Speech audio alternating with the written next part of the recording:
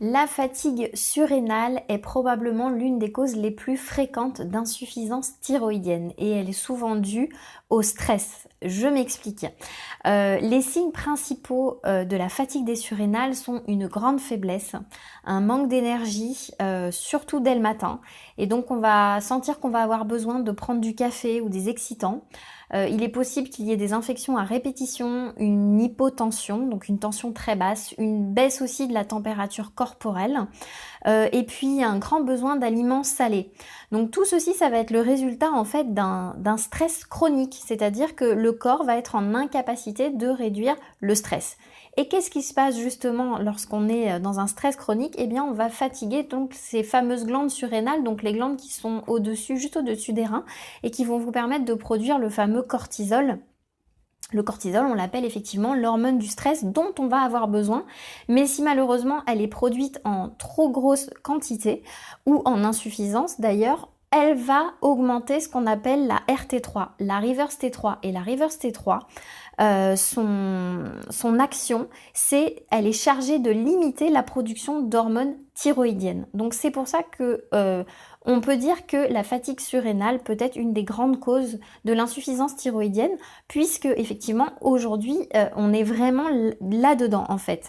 Donc l'erreur qui va se produire, c'est que souvent on va traiter l'hypothyroïdie par un traitement de substitution qui va servir en fait à améliorer les choses mais de façon temporaire, c'est-à-dire qu'en fait on va avoir ça va soulager, on va avoir un léger regain d'énergie, on va avoir un bon résultat sanguin, mais tout ceci va être temporaire puisque effectivement on va se retrouver à devoir activer l'organisme, on va demander une activité supplémentaire à l'organisme et on va augmenter ses dépenses énergétiques alors que lui, l'organisme et particulièrement les glandes surrénales ont besoin principalement de repos. Donc c'est l'erreur principale, c'est vraiment d'activer l'organisme alors que celui-ci a besoin prioritairement vraiment de repos. Donc il va falloir aller traiter la cause de la fatigue surrénale et de l'hypothyroïdie et on va devoir faire ça étape par étape.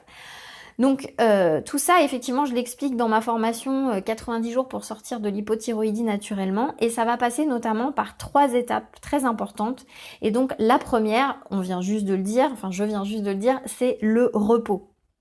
Donc, il va falloir se mettre au maximum en position allongée. Quand vous êtes en position allongée, vous reposez et vous permettez au stock de cortisol de se refaire progressivement. Et il y a une technique pour ça qui est absolument géniale aussi pour redonner de l'énergie au niveau des surrénales, c'est les massages, et notamment les massages ayurvédiques. Moi, c'est ce que je pratique en fait régulièrement. Donc c'est pas moi qui fais les massages, je les reçois. J'ai une super copine en fait qui est vraiment géniale pour ça et ça me fait un bien fou en fait. Ça détend complètement le corps et grâce justement au massage, en fait, la personne qui masse va vraiment aller retravailler au niveau de la région des surrénales pour faire repartir l'énergie. Donc ça, c'est première chose, repos. Ça veut dire aussi avoir un bon sommeil. Donc favoriser la qualité de votre sommeil et un sommeil suffisant, ça c'est très important, et surtout pas d'exercice physique en excès. Autant l'exercice physique est important, mais à partir du moment où il est fait en excès, et bien là pour le coup il va être vraiment délétère. Donc ça c'était la première chose. La deuxième chose, c'est la chaleur. Il faut savoir que lorsque vous allez par exemple au soleil, on augmente de 50% la production de cortisol et particulièrement le matin. Donc il est bon d'aller se faire une petite cure au soleil. Donc vous prenez quelques jours et vous essayez de foncer dans un endroit où il y a du soleil et ça va vous faire beaucoup de bien pour remonter le stock de cortisol.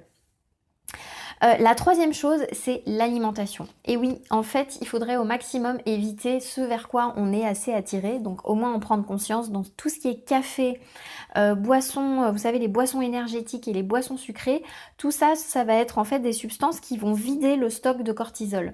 Donc à la place, je vous conseillerais plutôt d'augmenter votre stock de protéines, et notamment de bonnes protéines animales. Alors pour ça, les œufs sont un super bon exemple. Manger des œufs le matin va vraiment vous permettre aussi de ralentir la fatigue, de vous sentir beaucoup mieux et de refaire le stock aussi de cortisol. Donc des bons œufs le matin, il y a vraiment, ça peut être très efficace. Autre chose aussi, vérifiez si vous n'avez pas une carence en fer, parce que effectivement, quand on n'a pas de fer, eh ben, on ressent une très forte fatigue. Et là, tout de suite, lorsqu'on reprend des bons comprimés de fer, donc avec des bons compléments alimentaires bien assimilables, c'est intéressant justement de pouvoir remonter tout ça. Donc si vous voulez aller plus loin, j'ai mis donc une méthode en place qui est faite étape par étape, donc avec un traitement naturel, donc notamment à base de plantes et de compléments alimentaires, en fait qui va vous permettre de vous aider à relancer donc les surrénales et à traiter donc l'hypothyroïdie de façon naturelle.